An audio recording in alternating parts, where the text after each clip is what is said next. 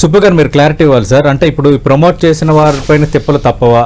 Already influencers పేరుతో కేసులు పెట్టారు, ఏం జరగబోతుంది ఇప్పుడు? మొట్టమొదటిగా బెట్టింగ్ యాప్స్, తర్వాత లోన్ యాప్స్ అని ఇంకా చాలా రకాలుగా ఉంది. అయితే ఈ బెట్టింగ్ అనేది జోదం లైక్ మనం చూసుకున్నట్లయితే పురాణాల్లో కూడా మహాభారతంలోని జరిగిన కురుక్షేత్రాలు కానివ్వండి, రామాయణ మహాభారతాలు ఇవన్నీ కూడా బెట్టింగ్ ద్వారానే, అంటే జోదం ద్వారానే.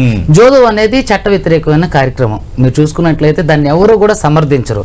ఇప్పుడు శేఖర్ భాషా గారు అన్నట్టు అది తెలుసో తెలియక అన్నది I'm not agree with that word. నేను ఎందుకు దానికి అగ్రి చేయను అంటే తెలుసో తెలియక ఎవరో చేయరు, డబ్బులు వస్తాయన్న ఇంటెన్షన్ తో చేస్తారు. ఇప్పుడు మీరు చూడండి, అంటే గ్రామ స్థాయిలో నుంచి క్షేత్ర స్థాయిలో వరకు ఇన్ఫ్లుయెన్సర్ ప్రభావమే కదా వాళ్ళు బెట్టింగ్ యాప్ లో అంటే ఆడడానికి ఉపయోగించింది.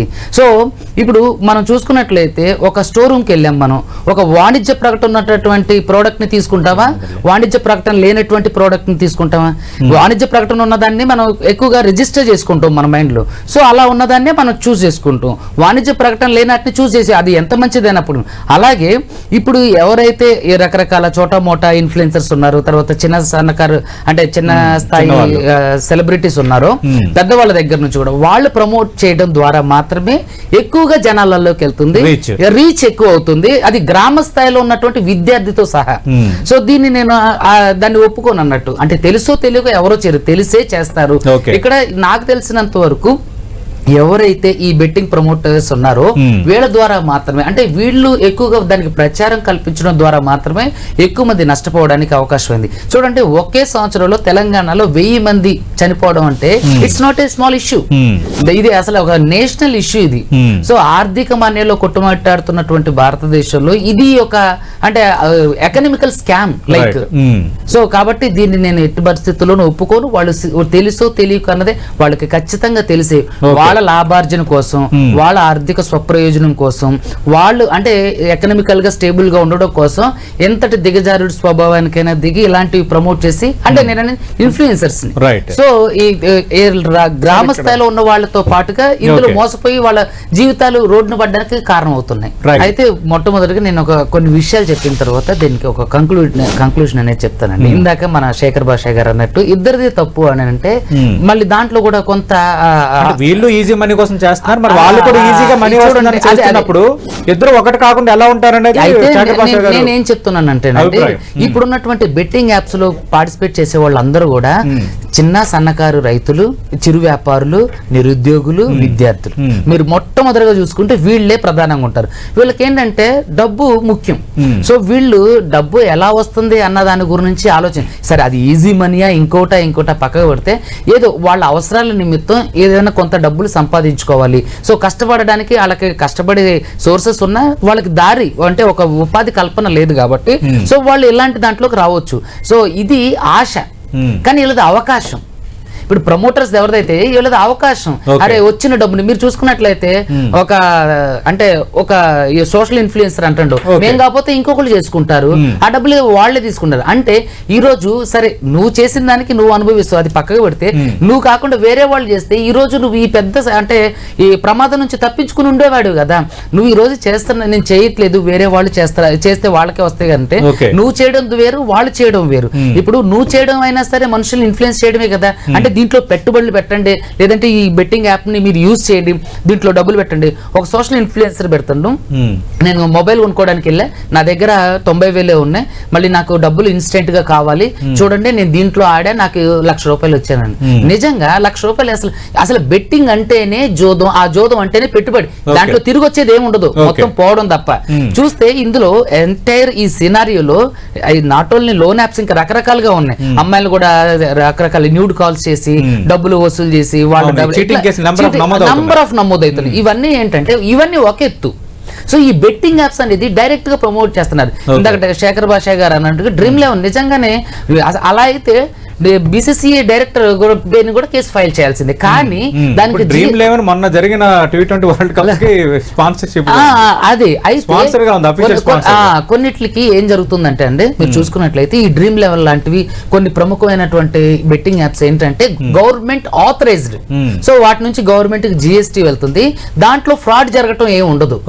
ఇప్పుడు వీళ్ళు ఎవరైతే సోషల్ మీడియా ఇన్ఫ్లుయెన్సర్ గానివ్వండి, ఇప్పుడు గవర్నమెంట్ ఆథరైజ్డ్ యాప్స్ లో ఫ్రాడ్ జరగదని గ్యారంటీ. అయితే ఇక్కడ ఇక్కడ ఫ్రాడ్ జరగదు. అంటే దానికి ఒక అంబాసిడర్, దానికి ఒక థర్డ్ పార్టీ ఉంటారా?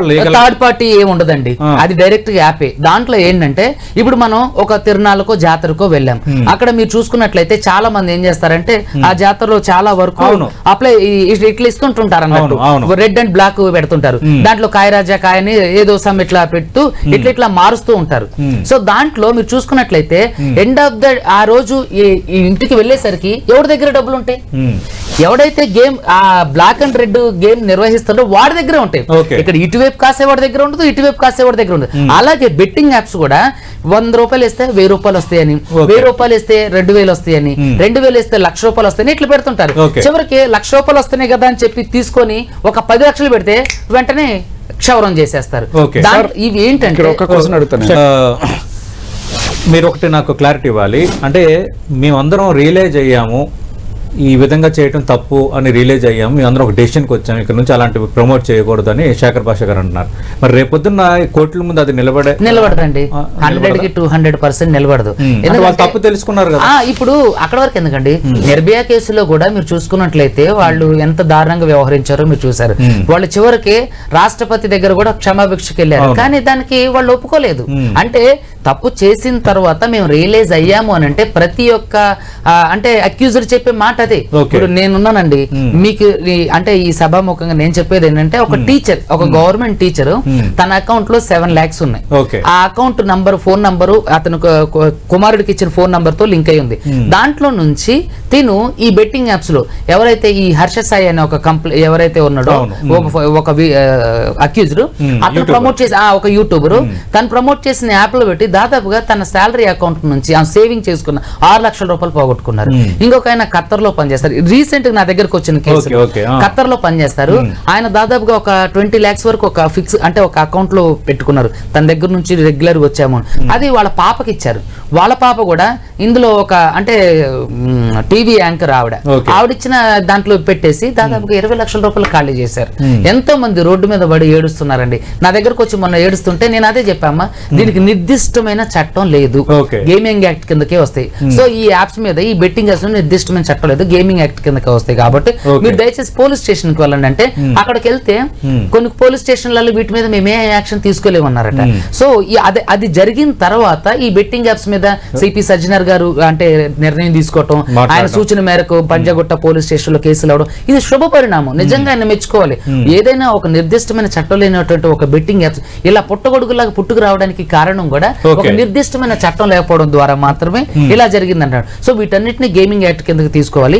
ఇప్పుడు ఎవరైతే వీళ్ళు మేము రియలైజ్ అయ్యాం మా తప్పైంది, మమ్మల్ని మన్నించండి, క్షమించండి అంటే, నాకు తెలిసినంత వరకు ఇలా ఎప్పుడు జరగలేదు, మునుపెన్నడూ జరగలేదు. కాబట్టి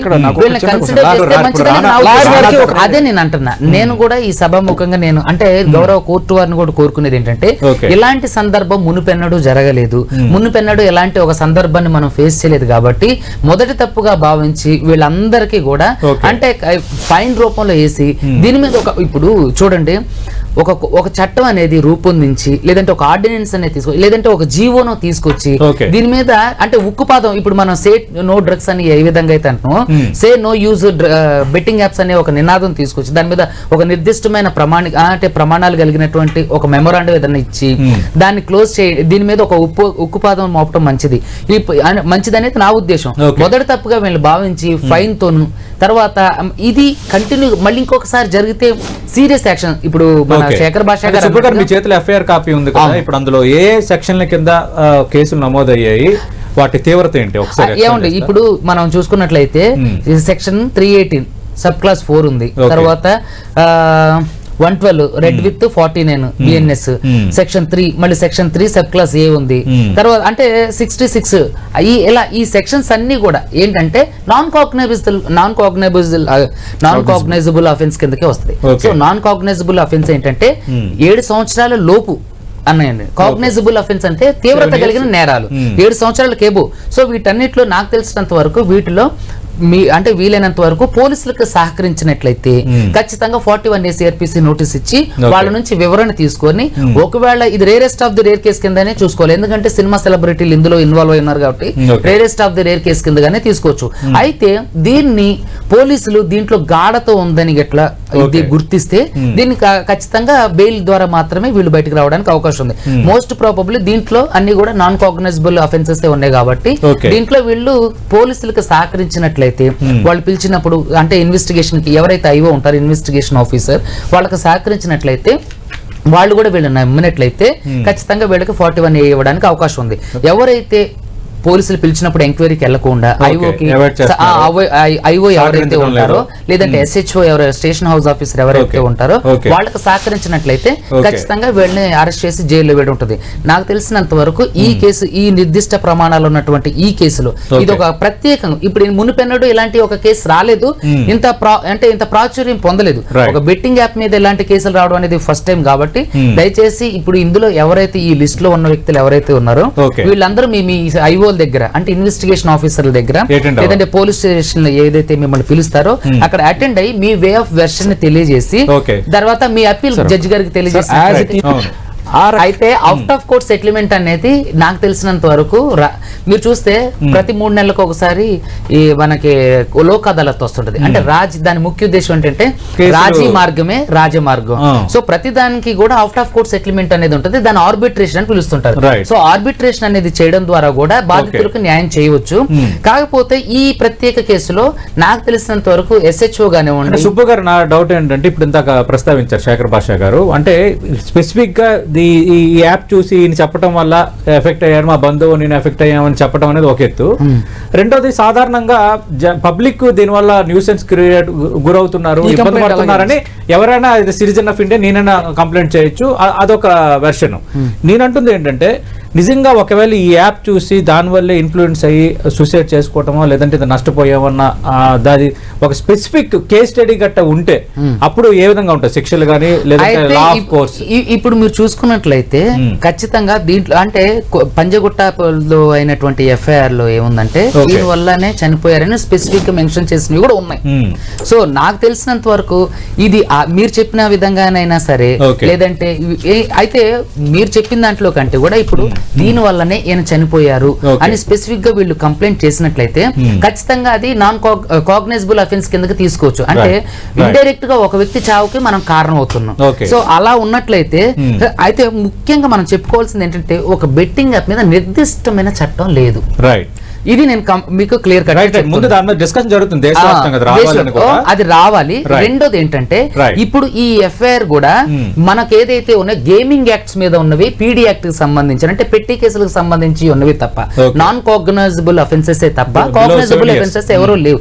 సో కాబట్టి నాకు తెలిసినంత వరకు ఇందులో గాఢత ఖచ్చితంగా లేదు. కానీ నేను ఒక స్పెషల్ రిక్వెస్ట్ ఏం చేస్తానంటే ఖచ్చితంగా ఇందులో పెద్దవాళ్ళు ఇన్వాల్వ్ అయ్యి ఉన్నారు, అదే విధంగా సెలబ్రిటీలు ఉన్నారు, చోటా మోటా ఇన్ఫ్లుయెన్సర్స్ ఉన్నారు. ఇప్పుడు సూత్రధారులు ఎవరు కనుక్కోవాలి, సూత్రధారులు ఎవరు కనుక్కొని పనిష్ చేయడంతో షాట్స్ ఇప్పుడు బయటకు లాగాలి కదా, లేదంటే మళ్ళీ రేపు 15 రోజుల తర్వాత మళ్ళీ రిపీట్ అవుతుంది. అయితే నేను ఇచ్చే సజెషన్ ఏంటంటే ఖచ్చితంగా ఇది ఇందులో ఎవరైతే సోషల్ మీడియా ఇన్ఫ్లుయెన్సర్స్ సెలబ్రిటీస్ ఉన్నారో వీళ్ళందరూ కూడా ఇది rarest of the rare case కింద తీసుకొని దీన్ని ఎక్కువగా అంటే గాఢత కలిగిన నేరాలుగా కూడా కన్వర్ట్ చేయడానికి అవకాశం ఉంది. కాబట్టి వీళ్ళు దీన్ని ఖచ్చితంగా కొంచెం అంటే దృష్టి పెట్టి దీన్ని కొంచెం ముందుకు తీసుకెళ్ళినట్లయితే పోగొట్టుకున్నావు అంటే నీకెంత బలుపు అంటే ఇలా మాట్లాడొచ్చు అహంకారం 54 lakhs పోగొట్టుకున్న వ్యక్తి కూడా నా దగ్గర ఉన్నారు. నేను ఆయన తిట్టా 1 లక్ష లేదంటే ఒక 10 లక్షలు కూడా ఓకే, అది ఏదో బంగారం తాకట్టు పెట్టు భూమి తాకట్టు 98 లక్షలు అంటే నీకు దోలెక్కి చేసిన ఒక చిన్న అంటే కొవ్వెక్కి చేసిన పనికి వీళ్ళు దీన్ని మాత్రం ఎవరు బాధ్యతగా తీసుకుంటారు? 98 లక్షలు అంటే అంటే దాదాపు ₹1 కోటి. ఎవరు దాన్ని పోడ్చగలరు? ప్రభుత్వం కూడా దాన్ని పోడ్చలేదు. మనం చేసిన చిల్లర పనులకి వేరే వాళ్ళ బాధ్యతలు ఈ విషయంలో చేయడం అనేది తప్పనేది నా ఉద్దేశం. అంటే ఇప్పుడు మరి ఇంత శేఖర్ భాష గారు ముందు నుంచి మాట్లాడుతుంది అదే. ఇప్పుడు ఈజీ మనీ అని వీళ్ళు చేశారు, ఈజీ మనీ అని వాళ్ళు చేస్తున్నారు అన్నప్పుడు ఆ వాదన ఎంతవరకు కోర్టులో నిలబడదండి. రెండు దీంట్లో ఒక చిన్న క్లారిటీ, వీళ్ళకి లాటరీ, వీళ్ళకి గ్యారంటీ, ప్రమోట్ చేసే వాళ్ళకి డబ్బులు గ్యారంటీ వస్తాయి, వీళ్ళకి వస్తాయి రావో తెలియదు. రైట్, అంతే. సో ఖచ్చితంగా ఎప్పుడే కూడా కోర్టు గాని ప్రభుత్వాలు గాని బాధితుల పక్షాన్ని నిలబడుతుందండి. సో వీళ్ళు ఏంటంటే నేను ఇందాక అదే అన్నా, వీళ్ళది అవకాశం, వాళ్ళది ఆశ. వీళ్ళు డబ్బులు వస్తేనే ఆశ, మాకు డబ్బులు రావాలని, డబ్బులు సంపాదించాలని అవకాశాలు, అంటే అవకాశం వీళ్ళది. సో ఖచ్చితంగా ఈ ఎంటైర్ ఈ కేసులో నేను చెప్పేది ఏంటంటే అవుట్ ఆఫ్ కోర్ట్ సెటిల్మెంట్ అనేది ది బెస్ట్ సొల్యూషన్. కానీ ఇప్పుడు అంటే దీంట్లో ఎవరైతే ఇప్పుడు పిటిషనర్ దారుడు ఉన్నారో, ఈ పిటిషనర్ దారుడితో కాకుండా ఎవరైతే ఉన్నారు అంటే మిగిలిన వ్యక్తులు ఎవరైతే చనిపోయారో, నిజంగా చనిపోయిన వ్యక్తులు ఎవరైతే వాళ్ళని ఐడెంటిఫై చేసి తీసుకొచ్చి వాళ్ళకి కొంత ఆర్థిక స్వావలంబన కల్పించాల్సిన బాధ్యత వీళ్ళది. సో ఎవరైతే ఇన్ఫ్లుయెన్సర్స్, సో వీళ్ళు నిజంగా దీన్ని హైకోర్టున్నారండి. మీరు నిజంగా అలాంటి ఒక మంచి బృహత్కరమైన కార్యక్రమం చేస్తానంటే నా దగ్గర ఉన్నటువంటి బాధితుల్ని తీసుకొచ్చి నేను దాదాపుగా చాలా మీడియా ఇంటర్వ్యూస్ లో, నిన్న కూడా చాలా మీడియా ఇంటర్వ్యూస్ లో చెప్పడం అయింది. ఎంతో మంది టీచర్ 7 లక్షలు పోగొట్టుకుని తను ఎంతో మానసిక క్షోభ పడుతుంది. తర్వాత ఖత్తర్ లో నుంచి అకౌంట్ లో ఖాళీ అవటం అనేది ఒకటి, మనకి తెలిసి ఆడుతున్నప్పుడు పోవటం అనేది ఒకటి. అది కూడా టీచర్ ఒక నలుగురికి చెప్పాల్సిన ఆయన అలా చేస్తే ఆయన కొడుకు అండి పాపం, ఆయన కొడుకు ఆవిడది కూడా బాధ్యత కదా. అయితే చూడండి, ఎవరైనా సరే ప్రమాదం జరుగుతుందని ఊహిస్తారా? ఇప్పుడు ఈ ఇన్ఫ్లుయెన్సర్స్ కూడా ఇలా అవుతుంది, బెట్టింగ్ యాప్స్ కేసు అవుతుందని చెప్పి ప్రమోషన్ చేశారు, లేదు కదా. మనకి రోజు చూస్తున్నాం కదా బెట్టింగ్ యాప్స్ వల్ల జరుగుతున్న మోసాలు, డబ్బులు పోగొట్టుకున్నాడనో, దీనికోసం లోన్ యాప్ లో డబ్బులు. చిన్న ఎగ్జాంపుల్ సరే, ఇది పొరపాటు అండి శేఖర్ భాష గారు. ఎలా అంటే ఇది rarest of the rare case కింద తీసుకొని దీంట్లో సినిమా సెలబ్రిటీలు ఉన్నారు కాబట్టి దీనిలోని గాఢత కలిగిస్తారని నేను చెప్తున్నా. దీంట్లో ప్రత్యేకంగా ఇప్పుడు చూడండి, మనకి మనస్సాక్షి అనేది ఒకటి ఉంటుంది. సో వీళ్ళు ఏం చేస్తారంటే ఈ బాధితుల తరపున మాలాంటి అడ్వకేట్లు ఏం చేస్తారంటే హ్యుమానిటీ గ్రౌండ్స్ తో ఆలోచించండి జడ్జి గారికి మేము అప్పీల్ చేస్తాం. అప్పుడు ఏం చేస్తారు జడ్జి గారు, అరే నిజంగానే కదా వీళ్ళు చేసిన కొవ్వెక్కి చేసిన పనులకి వీళ్ళు ఎందుకు బాధ్యత, అంటే వీళ్ళు ఎందుకు అనుభవించాలని చెప్పి నిజంగా గౌరవ కోర్టులో ఉన్నటువంటి జడ్జి గారు ఆలోచించి హ్యుమానిటీ గ్రౌండ్ లో ఓకే తలా ఒకళ్ళు ఇంత ఫైన్ వేస్తారని లక్షల్లో కూడా వేయచ్చు, 10,000 20,000 ఖచ్చితంగా గౌరవ కోర్టుల ద్వారా ఫైన్ అనేది అందుతుంది కదండి. ఏమండి, ఖచ్చితంగా బాధితులకు చేరే జడ్జిగా అంటే సార్ ఇందాక చెప్పిన కేసులో 2,000 ఫైన్ వేశారు, అది ఆ 2,000 బాధితులకు వచ్చింది లేదు, ఏం లేదు, ఆయన కట్టుకొని పోతాడు ఆయన. నేను అనేది ఆ ఫైన్ అనేది వీళ్ళకి చేరాలి, అది అసలైన న్యాయం. అన్ని సందర్భాలు అలా కాదు. నాకు తెలిసి నేను శేఖర్ భాష గారికి ఒక సలహా ఇచ్చేది ఏంటంటే, నిజంగా మీరు అలాంటి ఒక చారిటీ లాంటిది పెట్టి అందరూ ఎవరైతే బెట్టింగ్ యాప్స్ ప్రమోషన్ చేసిన వాళ్ళు ఉంటే నా తరపున సహాయంగా నేను హైకోర్టులో పిల్ వేసి దీని మీద అంటే ఖచ్చితంగా కన్సిడర్ చేయండి. దీంట్లో ఎవరైతే బాధితులు ఉన్నారో వాళ్ళందరూ కూడా వాళ్ళు తెలియక మొదటి తరపుగా చేశారు, దీని గురించి నిర్దిష్టమైన చట్టాలు లేవు కాబట్టి ఇలా జరిగింది, సో కన్సిడర్ చేయండి అని చెప్పి out of court settlement genuinity check చేయాల్సిన బాధ్యత కూడా మీరే తీసుకోవాలి. అలా ఉంటుందండి. ఖచ్చితంగా వాళ్ళ అకౌంట్ నుంచి ఖాళీ ఏ అకౌంట్ కి వెళ్ళింది, వాళ్ళు ఏ బెట్టింగ్ యాప్ యూజ్ చేశారు, ఏ టైమ్ లో యూజ్ చేశారు అనేది కూడా ఎవరైతే డిజర్వింగ్ క్యాండిడేట్స్ ఎవరు అనేది చూస్ చేసుకుంటే అండ్ చేసిన వాళ్ళే కదా సార్, చేయని వాళ్ళు కూడా మేము సిద్ధంగా ఉన్నాం ఎంతో కొంత ఇచ్చి వేయడానికి. వాళ్ళు తప్పకుండా అండి, నేను అలా ఉంటే నేను ఖచ్చితంగా నేను మీకు సపోర్ట్ చేస్తా, మనం కలిసే పని చేద్దాం రండి. ఇప్పుడు న్యాయ వ్యవస్థ అదే విధంగా ఎవరైతే మీరు వాళ్ళ తరపున వకాలతా తీసుకుంటున్నారో మీరు ఉన్నారంటే తప్పకుండా చేద్దాం సహాయం. సార్ వాళ్ళ బాధితులకి హెల్ప్ చేయడం కోసం వాళ్ళతో తీసుకుంటున్నారు, ఇన్షియేటివ్ మంచిదే కదండి. ఖచ్చితంగా ఈ కేసులో అయితే వీళ్ళు ఎవరో నాకు తెలిసినంత వరకు ఇది స్పెషల్ కేసుగా తీసుకొని దీంట్లో ఖచ్చితంగా గాఢత కలిగిన నేరంగానే అందరికీ శిక్ష, అందరినీ జైలుకి వేసే అవకాశం ఉందండి. నేను ఇప్పుడున్న పరిస్థితుల్లో ఇప్పుడు తెలంగాణ కోర్టు అంటే సంబంధించి బార్ అసోసియేషన్ ఎలక్షన్స్ జరుగుతున్నాయి. ఈ మూమెంట్ లో ఖచ్చితంగా దీంట్లో ఏంటంటే స్పెషల్ కేసుగా తీసుకొని దీంట్లో చాలా మంది లబ్ధి పొందడం కోసం దీంట్లో గాఢత కలిగిన నేరాలని యాడ్ చేసి దీంట్లో ఉన్న వాళ్ళందరినీ అరెస్ట్ చేయడానికి అయితే అవకాశం ఉంది. నేను మీడియా ముఖంగా చెప్తున్నా, ఎవరికి కూడా 41 CRPC నోటీస్ ఎవరో దీంట్లో ఉన్న వాళ్ళందరినీ అరెస్ట్ చేస్తారు. ఎందుకంటే ఇప్పుడు ప్రభుత్వం ఏం చేస్తుంది అంటే ఒక సమస్య, ఒక పెద్ద సమస్య వచ్చి పడుతుంది. చూడండి నేనేమంటున్నా సార్, సభాముఖంగా ఈ 10 TV వేదికగా నేను చెప్పేది ఏంటంటే ఖచ్చితంగా దీన్ని స్పెషల్ కేసుగానే తీసుకొని దీంట్లో అందరి కూడా జైలుకి పంపించే అవకాశాలే ఉన్నాయి. దీంట్లో ఎవరైనా చొరవ తీసుకుంటే తప్ప దీంట్లో ఖచ్చితంగా అందరు వాళ్ళు ఇన్వెస్టిగేషన్ కి సహకరిస్తున్నారు. రేపు పొద్దున్న 41 CRPC పరంగా నోటీస్ కట్టేస్తే దానికి సమాధానం చెప్తారు. ఒక్క నిమిషం, ఈ విషయంలో నేను మీకు ఒకటే చెప్తున్నా. ఇందాక నేను స్టార్టింగ్ లో ఏమన్నంటే దీంట్లో కాగ్నైజబుల్ ఎఫెన్సెస్ ఏమీ లేవు, దీంట్లో ఖచ్చితంగా 41A ఇస్తారని చెప్తున్నా ఈ ఎఫ్ఐఆర్ లో. కానీ ఇది స్పెషల్ కేసుగా తీసుకొని దీన్ని అంటే ఖచ్చితంగా దీంట్లో అరెస్ట్ పరంపర అనేది ముఖ్యమైనది, ఖచ్చితంగా దీంట్లో అరెస్ట్ చేయాలని ఇంకొక విషయం చూడండి. ఇప్పుడు చూడండి, బెట్టింగ్ యాప్ అనేది ఒక అప్లికేషన్, ఒక హ్యాండ్రెడ్ ఫోన్ లో వచ్చే అప్లికేషన్. అప్లికేషన్ ని ఎవరు అసలు మీరు చూసినట్లయితే ఎవరు రూపొందించారు, అది అసలు ప్లే స్టోర్ లోకి ఆ యాప్ ఎవరు, ఆ అప్లికేషన్ ఎవరు పంపించారు, సో దానికి అసలు దానికి అనుమతులు ఎవరు ఇచ్చారు, దాన్ని తయారు చేసిన దానికి ఎవరు అవి వేరే రాష్ట్రంలో లీగల్ కాబట్టి వాళ్ళు చేసేసుకుంటారు. కానీ ఇక్కడ చేశారు. చూడండి ఒక నిమిషం సార్, ఇప్పుడు 10 టీవీకి ఒక ఆఫీస్ అడ్రస్ ఉంది, కానీ బెట్టింగ్ యాప్ కి ఆఫీస్ అడ్రస్ ఎక్కడ ఉంది, దానికి మేనేజర్ ఎవడు, దానికి అంటే దాంట్లో ఎగ్జిక్యూటివ్ వాళ్ళు ఎవరు, దాంట్లో ఎగ్జిక్యూట్ చేసే వాళ్ళు ఎవరు, ఎవరు లేరు. అదంతా కూడా చాప కింద నీరులాగా ప్రైవేట్ వ్యక్తులతో జరిగే ఒక ఆర్థిక స్కామ్ అది.